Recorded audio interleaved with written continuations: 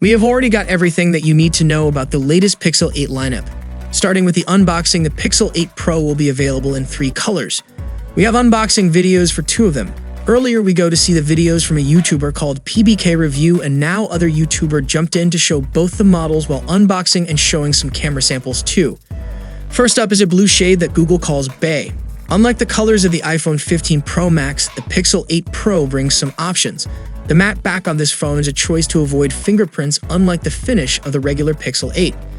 We also have an unboxing video featuring the black color variant of the phone. The device looks pretty slim, and you might notice a flat display too. It shows what you'll find inside: a USB-C cable and an OTG connector. By the way, Google has increased charging to 30 watts on the Pixel 8 Pro compared to its model's 23 watts. However, they have followed a trend by not including a charger in the box, so you'll need to get one if you don't already own a compatible charger. We also got to know that it still rocks an optical fingerprint scanner, not one of those ultrasonic ones like Samsung. We also have some camera samples from both the Pixel 8 and Pixel 8 Pro. Let's start by discussing the Pixel 8 Pro. The images you see here showcase lengths including 0.5x, 1x, 2x, and 5x zoom capabilities. We also have some low-light photos taken with and without the night mode feature. I must say they look quite impressive. Additionally, since this is released software, Google may further enhance the camera performance through updates when it officially launches.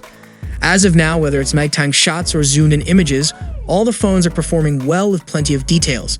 Just a quick note, there is a delay when switching to the telephoto lens, which is something that both the current Pixel 7 Pro and Pixel Fold also experience. Now let's talk about benchmarks. The Tensor G3 chip is expected to bring improvements. How does it compare in benchmarks? Well, both the Pixel 8 and 8 Pro appeared on Geekbench, and here are their scores. The Pixel 8 Pro performs similarly to year's Snapdragon 8 Plus Gen 1. There is still a gap compared to devices like the S23 Ultra. It has always been the case with Tensor chips, offering performance similar to last year's Snapdragon. However, if we compare it year over year, the Pixel 8 Pro shows a 20% increase in CPU performance compared to the Pixel 7 Pro. So these are everything that you could possibly get to know on today's event. So let us know your thoughts below in the comments section, and for more updates, you can check out our channel.